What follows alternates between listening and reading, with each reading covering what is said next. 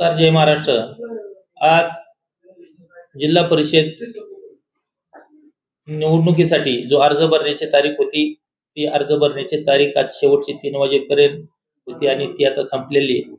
आणि शिवसेना पक्षाकडून भोर तालुक्यामध्ये 3 जिल्हा परिषद गटामध्ये उमेदवार उभे आहेत आणि पंचायत समिती गणामध्ये शिंदेवाडी गणामध्ये आमचं स्वप्नील शिंदेवाडी, त्याचप्रमाणे खाली नसरापूर गणामध्ये प्रवीण धावले, निदान सांगवीचा उमेदवार आहे.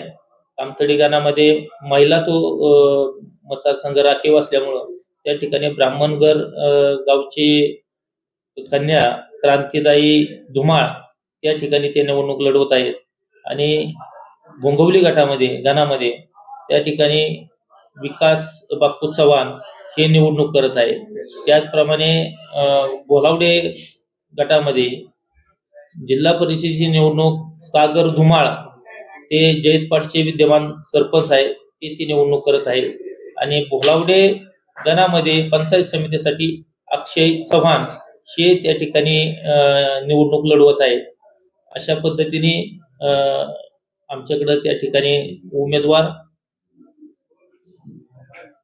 आहेत. त्यामुळं आम्ही शिवसेना म्हणून पहिल्यांदाच भोर तालुक्यामध्ये स्थानिक स्वराज्य संस्थेमध्ये एवढ्या मोठ्या प्रमाणामध्ये उमेदवार आम्ही उभे करत आहोत. आता तुम्ही 2 ठिकाणी अर्ज भरला होता. हो, कोणत्या ठिकाणी? मी अर्ज 2 ठिकाणी भरला होता. त्या ठिकाणी जो माझा होमपिच आहे तो म्हणजे नसरापूर वेळुगड. 2 वेळा त्या ठिकाणी जिल्हा परिषदेचं मी नेतृत्व केलेलं होतं आणि परत नव्याने तो मतदारसंघ फुटल्याच्या नंतर बोंगवल्या आणि वेळू असा गण झाला होता, त्याही ठिकाणी आम्ही नेतृत्व केलं होतं.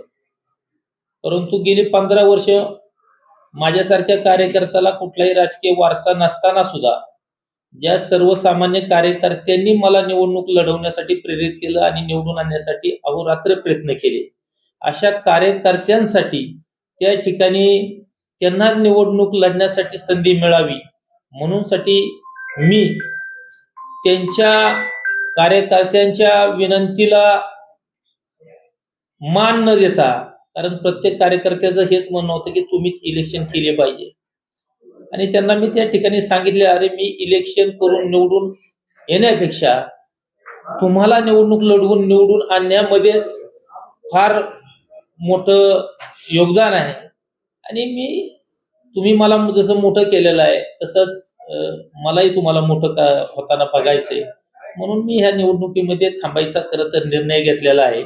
आणि मी निवडणूक लढवली नाही म्हणजे मी राजकारणात थांबलोय असं नाही. आता दुनिया रफ्तारने मी त्या ठिकाणी राजकारणामध्ये सक्रिय राहील आणि राजकारण हा माझा व्यवसाय नाही.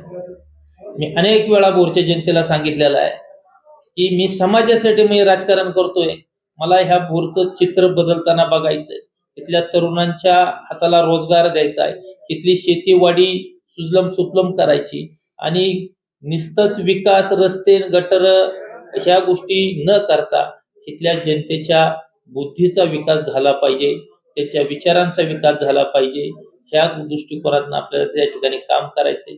जी पारंपरिक अनेक वर्ष जे लोक ह्या तालुक्यामध्ये ह्या भागामध्ये राजकारण करतायत आणि तरी सुद्धा कुठेही त्या ठिकाणी तरुणांना रोजगाराच्या संधी उपलब्ध करून नाही दिलेल्या किंवा शेतीच्या बाबतीमध्ये उदासीनपणा आहे. राजगड सहकारी साखर कारखान्याची दयनीय अवस्था आहे, तो चालू कधी होईल ही आम्हाला त्या ठिकाणी तो चालू व्हावा हे आमची मनापासूनची इच्छा आहे. आता भाऊंनी त्यांच्या ह्याच्यामध्ये सांगितलं ते त्या ठिकाणी संचालक आहेत, जी तिथला कारभार कसा चालतोय किंवा काय, तर मीच त्यांना विरोध केला की आता सध्या लगेच त्या गोष्टीवरती बोलू नका, आपल्या समोर जिल्हा परिषदेची निवडणूक आहे, आपल्याला ती निवडणूक जिंकायची. अशा पद्धतीने मग अशी कुणीतरी विचारलं की तुम्ही थांबले, बाकीच्या इतर लोकांनी 2-2 अर्ज भरलेले, तर म्हणूनच मी त्या म्हणजे कुणी किती अर्ज भरावे जो तो आपल्या क्षमतेने ताकदीप्रमाणे राजकारण करत असतो. मी एक सर्वसामान्य साधा कार्यकर्ता आहे आणि माझा कार्यकर्ता माझ्यापेक्षा साधा आहे, तो मला मोठा करायचा आहे, एवढंच या ठिकाणी सांगतो.